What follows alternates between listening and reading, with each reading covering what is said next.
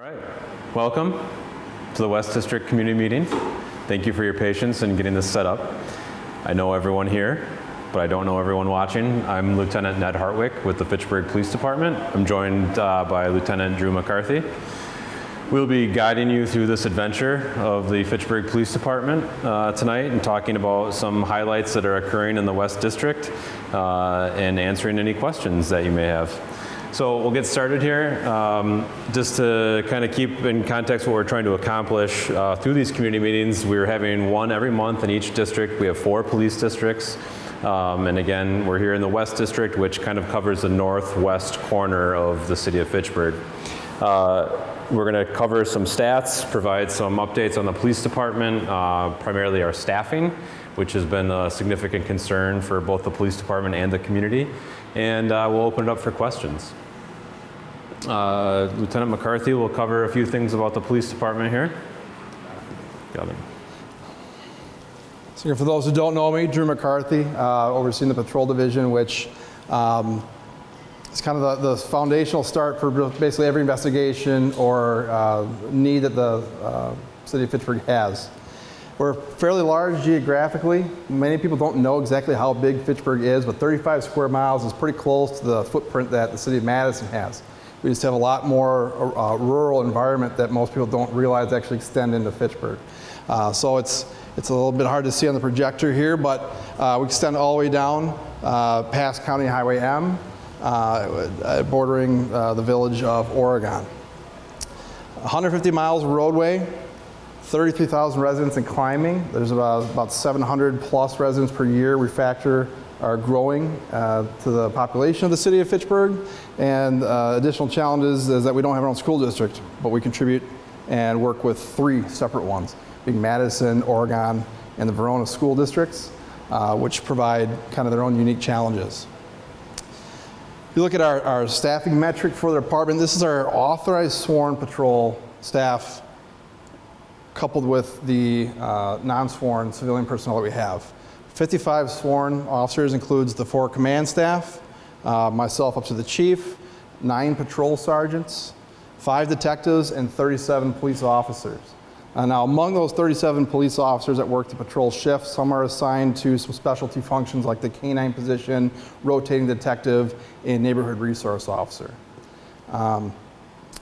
We work a 6-3, meaning 6 days on, 3-day off rotation, and to properly adequately staff that is 9 officers per shift. So that gets you to 27 officers is the minimum number just to have daily operations of 6 officers on the road at any given time.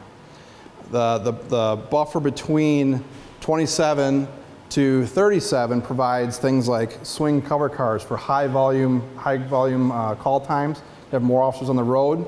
It gives us the specialty positions of the neighborhood resource officers, rotating detectives, and it allows us to do other things like community functions and more engagement.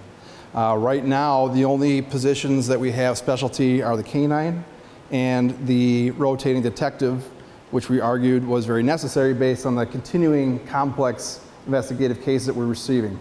That was one that we were not able to pull back to patrol, but we did lose our neighborhood resource officer to a sergeant promotion. We've been unable to fill that spot for the meantime based on our staffing levels. And I'll get into a little bit more detail with that on the next slide, but this one here also will show you that we have 12 professional non-sworn staff to include our dispatchers, our records keeping, court liaison. We have a part-time shared with the senior center social worker that's been instrumental with a lot of our social work type calls. So looking at patrol officers in general, we are authorized 37 sworn patrol officers.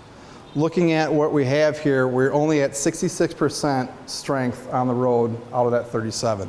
The reason being is you've got the 1 rotating detective and the canine officer, which are instrumental in their specialty roles. 2 officers are still in field training and are not expected to complete field training until the end of August or early September. You've got 2 currently in the academy, which means those 2 officers must graduate the academy in the early fall, likely September or October. And then once they come to the police department on day 1, they go through upwards of 4 to 6 months of training before they're qualified for solo patrol. So those 2 that we have in the academy, we likely won't see taking calls on their own or essentially adding to the call-taking officers that we have until early next year. And we have 1 officer that will be on FMLA status for the rest of the year. That leaves 6 vacancies on top of that. So we have some additional that we're working to hire through the interview process, but we have 6 vacancies on top of the additional staffing levels that are pulled for other assignments or off of patrol duty. In addition to that, we currently have a sergeant vacancy. So we're operating currently, we're supposed to have 9 sergeants to have 24/7 supervision coverage. Without that 9th sergeant, we can't adequately have 24/7 supervision across the day shift. Eventually, that's going to have to be filled by promotion, and that promotion very well could come from our patrol division, which would take another officer off of the patrol staffing. So we're looking at 7 total vacancies in addition to those that are pulled off the road, which gets us to only 2/3 the strength of where we need to be. You'll see that the big chunk there where our patrol staff are taking calls is 25. And I mentioned in the previous slide, it takes 27 minimum just to have your base adequate staffing across all 3 shifts. So we're not quite at where we need to be just to have the core essential staffing amongst our shifts. We actually are running short on all of them. So how does this come into play? We have 4 officers minimum assigned to any given shift. We staff the 27 officers amongst those shifts and any additionals for swing positions to give us upwards of 6, 7, and 8 on a good day. If we're fully staffed, we have additional cars that are able to be deployed during the peak call times, such as right now up until 7 p.m. even, we would have upwards of 8. We're seeing 4, our minimum average, being pretty steady across the board this entire year. So looking at this map here, if you're able to see it on the screen, we're going to take Friday at 5 p.m., so let's say tomorrow on a summer day, with 1 sergeant and 4 police cars working on any given day. So the sergeant's not supposed to be taking calls. He's supposed to supervise, he or she is supposed to supervise the officers on the road. So really we've got 4 call-taking officers. So it's now 5:20 p.m. and in the Southdale neighborhood and the northeast sector of Fitchburg, we have a disturbance come in. That sergeant and 2 of those cars, half of our patrol division, are now going to be dispatched to that neighborhood to handle the disturbance. As that's occurring, about 10 minutes later, there's a traffic crash down in the remote corner of Highway M and Double M. That takes an officer to go down, leaving 1 free. 10 minutes later, officers are in the initial disturbance are indicating they need another officer to help control the scene. This is not a far-fetched scenario. This happens quite frequently throughout the day on any given day. But with 2 calls, we have our entire patrol force dedicated to those remote corners, and you have the other 35 square miles of Fitchburg without a police officer able to respond. This puts us in a tight bind with what calls we need to hold and are not going to get service right away, if at all. We have to determine now what calls that we're not able to handle require mutual aid, meaning you're going to get someone from the city of Madison, a Dane County Sheriff Deputy, Verona police officer. It likely will not be a Fitchburg police officer coming to serve you if we're all tied up on these other calls. I'll let Ned speak in on the new facility. So for those of you that joined us for our first meeting in the West District, we hadn't shared this information, but we are progressing through this. So in addition to needing more personnel, we're also in need of more space for our police facility. If anyone's ever come to the police department, it is in the lower level of City Hall and the basement of City Hall. In 2014 and 2015, a space needs study was done and determined that we were in need of significantly more space. For some context, we have a smaller facility than the city of Verona and other surrounding jurisdictions. We've been in our building almost 23 years now. And so we are now moving forward in the process, entering into the design phase of a new police facility. The location for that facility has been selected. It's going to be across the street from the library in the corner of Fish Hatchery Road and Lacey Road. So there's a couple, actually there's really 6 key components that we're looking at with this new facility. One being City Hall growth. So in addition to the police department growing, the rest of City Hall is growing. There is no more office space available in City Hall. So as we add new positions, there's no place for them to go. Our IT department is literally moving into the basement of City Hall, a windowless room in the basement of City Hall that had formerly been the Emergency Operations Center for the city. There is a new deputy city administrator position that's coming on board, and that person is taking that office that's being vacated by IT staff. So City Hall has run out of room to grow. They have lack of storage for voting equipment, and the list goes on with City Hall staff. Our police facility right now, the space that we have, was not overly purposely built for police work. A bit of a tongue twister there. So we have inadequate spaces for what we need to do for bringing arrested persons into the police department, for storing evidence, for doing the very police-specific tasks. This isn't just general office space that we could go and find empty office building and move into. So we need a much more suitable space for that type of work. Our goal for the police department has been to move towards accreditation. So that means that we would have a certifying body come in at the state level and say that we meet a number of benchmarks that are best practices, and that's an accrediting agency that has specific standards, and many of those standards relate to a facility. We don't meet a lot of those things right now. So in order for us to meet those things, we would need a brand new space. On top of that, and more importantly, in my opinion, are safety concerns. For example, one of the biggest issues that comes up is in the winter. Our vehicles are parked outside in the winter. So that means that you might have a night shift officer coming in at 11 o'clock at night, taking an emergency call for service, and they have to get into a car that's been sitting out there all day, covered in ice and snow, and it's cold, and that means that the computer equipment in there has to fire up and warm up. We are one of only 2 municipalities serviced by our insurance carrier, and they cover agencies and municipalities across the state that have outdoor parking for their vehicles.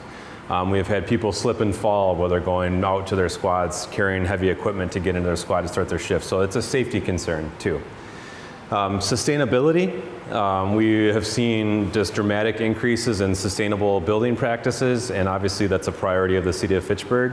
And so in addition to the structural issues and the design features for sustainability, including solar, one of the big things with police vehicles is that they have to stay on. We have really expensive equipment, electronic equipment in there that needs to stay connected, it needs to stay warm, and it needs to be ready to go at a moment's notice. So that means those vehicles idle for a long period of time. Now there's been recent innovations in electronic vehicles, hybrid vehicles, but they are not there yet to the point that they are serviceable for us in Wisconsin weather. So our new vehicles that you'll see rolling around with the new color scheme and design on them now have a feature that allow them to be plugged in, so that when they're back at the police department, they can be plugged in and saving battery power and keeping them from having to idle. But that means they have to be inside. So that's a feature that has to be in that new police facility. Another component of our new design is that we want it to be community focused. Right now, if you come into the police department, it's not very welcoming. It's very hard for people to navigate, and most folks don't even know where they're going. When we have to give directions to people and tell people where to go to come and find us, it's very difficult. We have to tell people to drive around to the corner of the building and find, up until a couple years ago, we didn't even have a prominent sign. So we want to have meeting spaces so we can have meetings like this at the police department. People can use it, whether or not it involves us as well. And really, for me, one of the key features here of a new facility is recruiting and retention. We want this facility to be built with the people that are using it in mind. If you go to a fire station, one of the key things that they talk about are their facilities for sleeping. I'm going to mention that the fire department factors in sleeping at the fire department. We don't sleep. We're up 24/7. And eating, which we don't really have much of a space to eat either. So employee wellness and health is a key component of keeping our people in the best functioning form. And so having a space that's designed around the people that are really living in there, I would argue, we spend more time at work than we do at home often. And then also as a recruiting function, right? So if we have an old facility and all of the police departments around us are brand new or relatively new, that's gonna hamper our recruiting efforts, I would argue.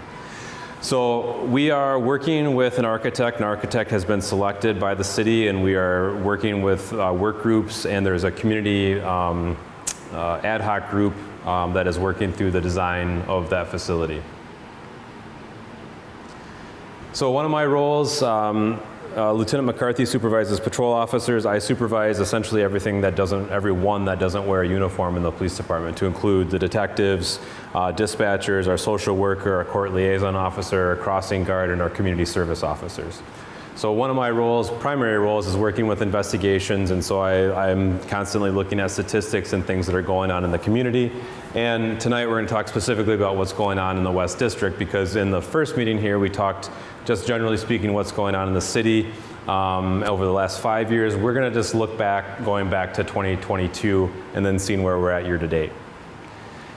So if you can see either here or in my computer screen for those here, you can see these are calls for service citywide, and the numbers aren't terribly important, but what you can see is that we're actually trending our calls for service. This gold bar here is our 911 calls for service, so these are our highest priority calls. So last year we ended up with 8,451 911 calls for service, and this year to date we're already at 4,800, so those are trending up. So all of our calls are starting to trend up a little bit. You'll see in the West District a very similar pattern is emerging. And the thing that I will point out that I think is significant is that even when we're short 11 positions, our officers, this first black bar here is the amount of calls or activities that officers are doing, like traffic stops, directed patrols, things that are being proactive with their downtime. So even though we're down officers and they are busier, they are going out of their way, recognizing that without extra officers, that their presence could potentially deter crime. They are trying to keep busier and be more active. So I would point that out, that the same trend is occurring citywide is also occurring in the West District. So we're sitting already, we had 2,000 calls. We're almost on par, almost halfway through the year here. Violent crime is obviously something that catches a lot of people's attention and can have impacts on a community and a neighborhood. This is citywide, and again, I think the same trends are occurring, where we're right on trend here. That first bar with the most significant numbers is aggravated assault, and those numbers are staying to put us where we ended up last year, with 79 of aggravated assaults, and right now we're at 39. Robbery is a trend that's kind of decreased, so that's a positive thing. Violent crime in the West District, this is going to be a very similar trend here. You can see it won't go through all the numbers here, but robbery is down to 0 in the West District so far this year, so that's good. I'll talk about gun violence just because of 2 recent incidents that occurred here just down the street and a little bit further down the block. This is the most concerning trend for me because it has the ability to impact anyone. Most of our robberies, for example, are between people that know each other to a degree or have arranged to meet each other. We don't have robberies that occur for someone randomly walking down the street. The same generally holds true for gun violence. People are shooting at people that they know, but once that bullet leaves that gun, they can't account for where that bullet's gonna go, right? So anytime a gun is fired in Fitchburg, I take it very seriously. We all take it very seriously because that bullet can go anywhere, and we see them go anywhere. So this chart here shows going back to 2018 through 2022, and you can see a steady increase in the gold bar there, which are shots fired incidents. The black bar are gunshot wound victims. So we're seeing last year we had a rise in gunshot incidents, but we didn't see a rise in people actually being hit. Last year, I think I shared at the first meeting here in the West District, we had 66 casings that we recovered. So at least 66 bullets were fired in our city last year. I can tell you that this year, not even halfway through the year, we're up to 12 incidents of shots fired. And we have had 3 people hit. Granted, that was all 4 people hit. 3 people in 1 incident.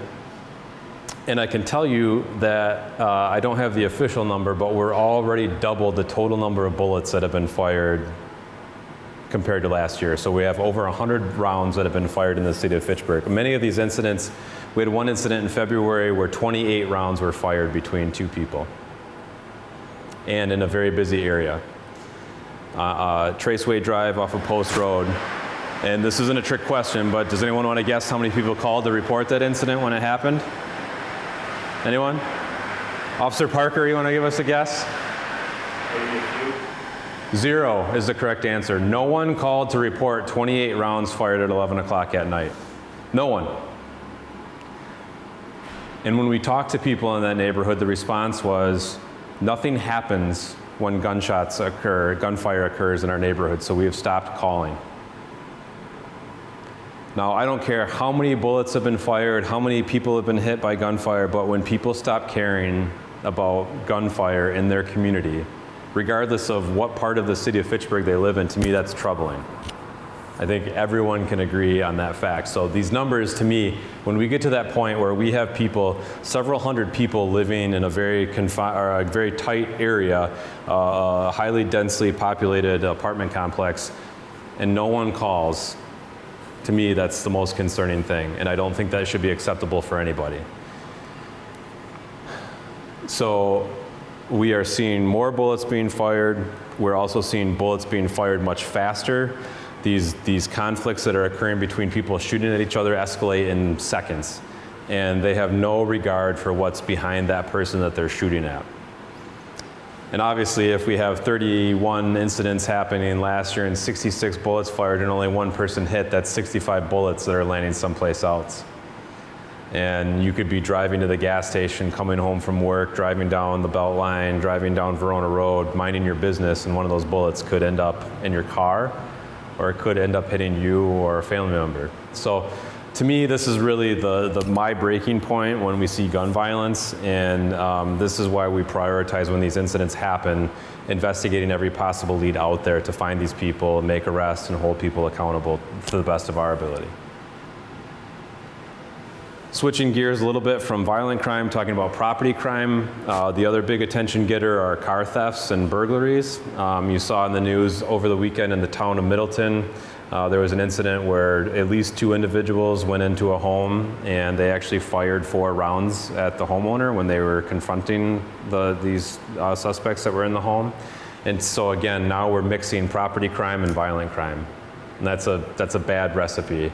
And so we have been working very diligently with a lot of other law enforcement agencies in the area to address property crime. And we've made some significant arrests and held people accountable to the best of our ability. And so I think we've seen some decreases in a positive trend. What I will point to are burglaries. A lot of our burglaries over the last couple of years have been occurring during overnight hours when people are home and they may have inadvertently left garage door open. They may have left a car unlocked with the garage door opener in it, and then they gain access to the home. We are seeing a decrease. Last year we only had 45 of those, down from numbers that were closer to 100. This year we're kind of on trend here with 23 of those types of burglaries. Not all 23 of those were residential burglaries. And then auto thefts were at 47. We continue to see the Hyundai and Kia thefts occurring, where these cars that have a security vulnerability are being stolen after people know how to exploit that vulnerability.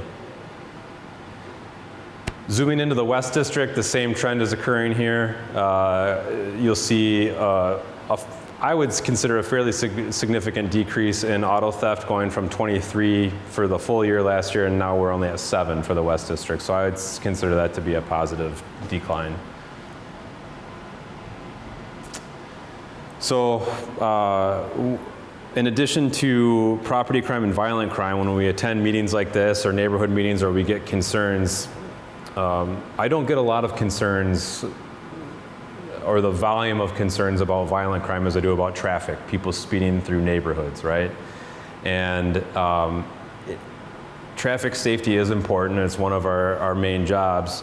But what I like to point out with this chart here, this graph, if you can see it either on my computer or up here, every dot up there represents a traffic crash that's occurred in the city of Fitchburg in the last 10 years. So if you think that our job, our main job as it relates to traffic safety is to improve traffic safety by reducing traffic crashes, and I were to ask anyone in here or any officer, where do I deploy 4 officers if they're just out there to reduce traffic crashes? Where do I put them in this 36 square miles? So the main places are pretty common sense as it relates to where we have the most traffic crashes. It's where we have the most traffic. That's Fish Hatchery Road, Verona Road, McKee Road. If you look at the numbers after they redid Verona Road, our numbers declined significantly, obviously at the intersection of McKee and Verona Road, right? We don't have a four-way traffic signal where people are running red lights and running into each other. Now, all of this is not to say that folks speeding in residential neighborhoods are not important, because this is where we live, this is where our kids play, where we ride bikes, where we walk, where we exercise. All those things are important. And we do our best to address those through things like messaging to neighborhoods, putting up our traffic feedback signs that tell people how fast they're going, and trying to do traffic enforcement when we can. But we can't be there 24/7, and I don't think a lot of neighborhoods want us sitting in their street 24/7, because guess who we catch when we sit in neighborhoods and do traffic enforcement? We catch the people that live there, right? Now, there are some streets that come through neighborhoods. Williamsburg Way is a great example. There is a lot of traffic that is cutting through here. And so that, to me, is a priority concern, especially with the park crossing, that we want to make sure that people are slowing down. But the number one influencer in traffic speeds in a neighborhood are the people that live there. And I ask people at meetings, I'm not going to put you guys on the spot tonight, but did everyone drive the speed limit on their way here tonight? Does everyone drive the speed limit on the Beltline? So we get very protective of our own neighborhood, of our own home, but are we taking that mentality into other people's neighborhoods? Are we taking that mentality when we drive downtown? So I just ask people to keep those things in context. Any of these issues that we're talking about are really a team approach, keeping in mind that we are the agency and the entity responsible for enforcing the laws, but it really is a team approach to solve all of these problems. So just a few things, and I'll wrap up here, but the bigger picture is that our crime statistics ebb and flow. I've heard people say things like, well, crime's decreasing. Well, crime may decrease because we only had maybe one homicide the year before, and last year we were fortunate enough not to have any homicides. Well, yeah, that's a decrease in crime, but we're talking about one instance, right? So our crime numbers will ebb and flow, but that doesn't always really tell the whole picture of what's going on. All of the crimes that we respond to, from someone entering an unlocked car and taking property to a shots fired incident, have become much more labor intensive. I'm not going to ask people to get rid of their Ring doorbells and their home surveillance cameras, but for every camera, every second of camera footage that we take in, that's more that we have to manage, that we have to review, that we have to store, that we have to handle. Those things are always very helpful, but it just means more work. People also watch a lot of television. They watch CSI, they watch all of these shows, and so the expectations of juries, attorneys, and everyone has increased, so that means that we have to do a lot more work to present a package to get criminal cases charged and ultimately a conviction. So our work has become much more labor intensive. And also, really the biggest trend is here, we have less time to do the things that we like to do. Because we have 4 officers working, because we're dealing with more calls for service, we have less time to do things like stopping out at a park and watching T-ball, or going to an event and handing out popsicles. We have less time to do those things and to build those relationships. So that can get frustrating, and it can also kind of defeat the purpose of what we're trying to do, is to really prevent crime. And then obviously we're growing. So while we're struggling to maintain status quo and stay where we need to be, we also need to plan for the future. So those are the key trends in the bigger picture here. So a couple of recent notable events in the last couple of weeks here. We had an incident of shots fired on Anton Drive, and that occurred around 11 o'clock at night, a little after 11 o'clock at night. And again, this is an instance where we have recovered some surveillance video footage, and we are working diligently to try to expand that investigation and make some connections there. There were several shell casings that were collected near the intersection of Anton and Carriage, but we have not made any arrests, and we're continuing that investigation. We don't think that this was a random incident. We think that the people involved knew each other or know each other. And then most recently, we had a couple shots fired just down the street here at Whitney and Williamsburg. And at this point, we don't have a whole lot of information there. We have had some tips that have been shared with us about what transpired, but we don't really have a lot of fresh information to work. So now, this is the time where I take all of your questions, concerns, and feedback, and I'm happy to talk about anything that we presented on or any other questions that you may have about the police department. Don't all go at once. Going back to the front of the presentation, we're talking about staffing. What are the major issues the city of Fitchburg is finding in recruitment? I know there's a problem with recruitment of officers across the whole country, but are there specific things in the city of Fitchburg that have been sticking out or bringing people in? So the question is specifically recruiting in the city of Fitchburg in the context, understanding that law enforcement nationwide is suffering and recruiting. Specifically what's going on here. Well, Dane County, as most of us are fortunate to know, is protected from some of the ebbs and flows of the labor issues that have occurred over the last few years. It's been a pretty competitive area across the board and in all industries, but specifically in law enforcement, there are other agencies, namely the Dane County Sheriff's Office, that are paying officers over $100,000 to come and work for them. Even brand new officers are paying a much higher rate than what we're able to pay. And they have different funding sources. They have prioritized that. They have a number of vacancies that they have deemed vital, and they have gone to some extreme measures to fill those.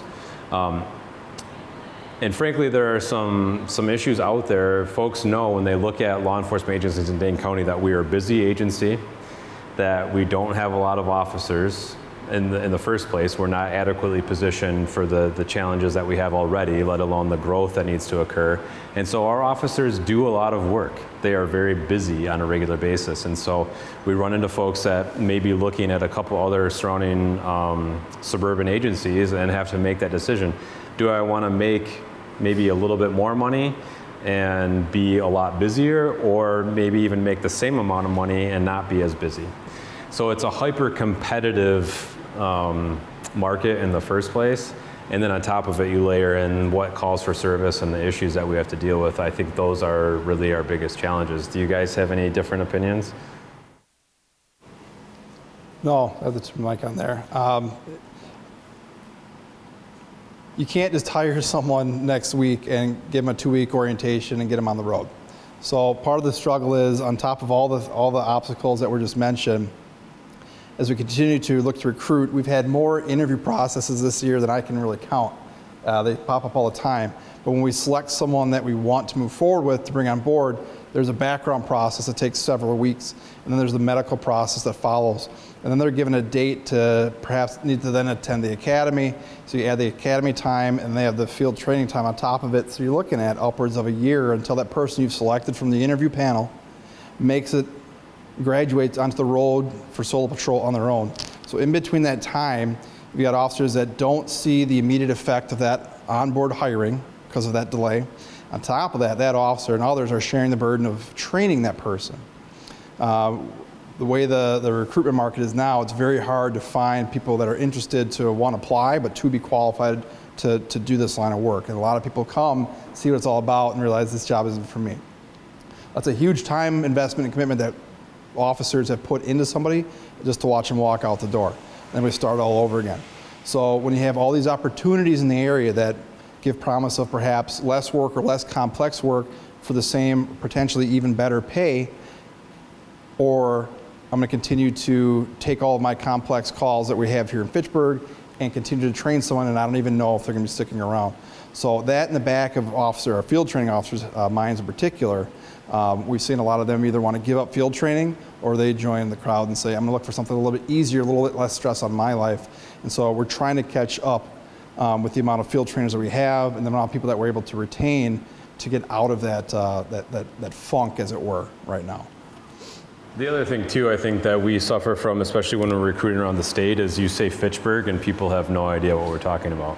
And the challenge that I've asked human resources and other people that are responsible for recruiting is, how do you sell the city of Fitchburg without talking about the city of Madison? So if we go to an out-of-state career fair and I'm talking about the city of Fitchburg, I'm going to start talking about the city of Madison, right?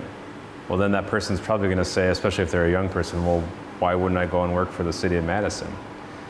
And surrounding agencies, they may not have the same, we might have an initial pay that's a little bit higher, but when you start adding in other incentive pays like longevity or educational incentives, a lot of the other surrounding agencies are going to end up being a little bit higher. So on the initial sell, we might be competitive, but then if people really dig into things, then they're going to see that the city of Madison has a couple other incentives that are out there to incentivize working there. In addition to the fact that we are kind of positioned in between a small agency and a large agency, and in a large agency like the city of Madison where there are a variety of opportunities. If you don't like being a patrol officer, within a couple of years you can go and take a specialized assignment doing something else, or you can go and work in a different part of the city the entire year. So there's a variety there. And it's hard to come up with a recruiting pitch to come and say, hey, come work for the city of Fitchburg. We're struggling with staffing. We're a growing city. There's a lot of opportunities here. You can really make a name for yourself. You can get a lot of experience with some very in-depth investigations. But ultimately, when we're struggling to even get people into the profession, and people see these horrific depictions of law enforcement, and I think the other thing too that I don't think we talk about enough is that how our communities talk about law enforcement and our news media and communities that we're trying to attract more applicants from, how those communities, whether it's at school, whether it's at church, whether it's in families, how they talk about law enforcement internally, it's fine to be critical.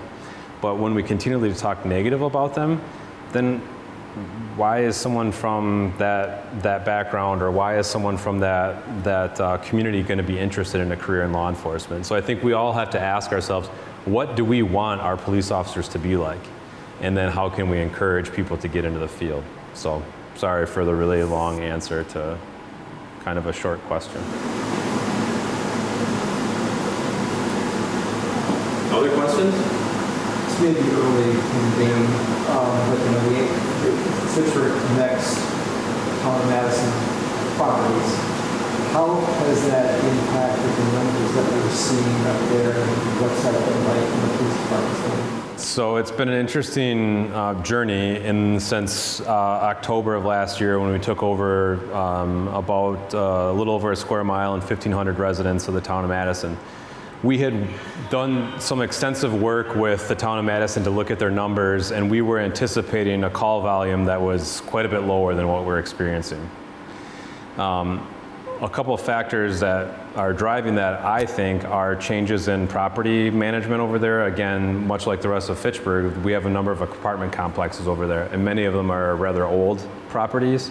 And they have gone through some exchanges, and I think you're familiar with that, here with New Fountains, the kind of the evolution of how different management groups have come in, and that can really impact what goes on in an apartment complex. So I think we're seeing some changes there, and we're seeing way more than we anticipated. So going back to that map, we're drawing a lot of resources to a very far region of our new city, if you will.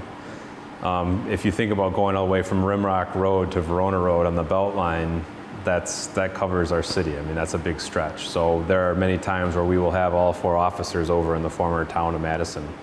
So I think it's pretty early to have a significant judgment on that, but I think we have some concerns about those trends over there. So if we had a neighborhood officer right now, that would be a great area for them to be spending some time really developing relationships and identifying the people that can help solve some of those problems. So we'll see. Other questions?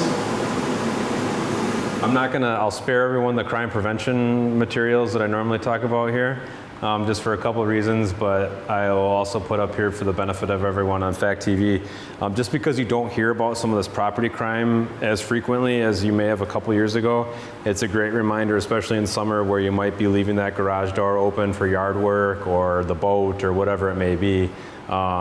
Make sure your garage door is closed, make sure your garage door openers come out of your cars if you park them outside of your garage, and make sure your house and your cars are locked.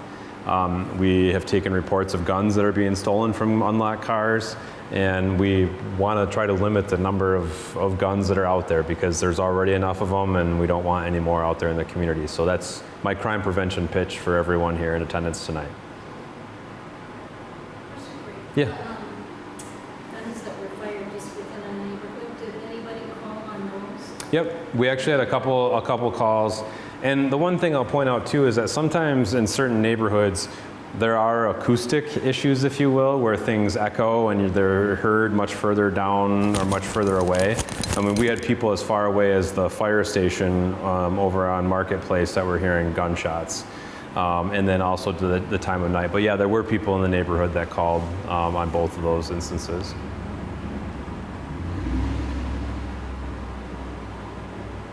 Other questions? Anyone online? No, sir. Okay. Well, I thank you very much for your attendance this evening, and I don't know if Officer Parker's partner is available for a meet and greet after. But if you're interested in sticking around, I'm sure he'd be able and willing to say hello. So thank you very much.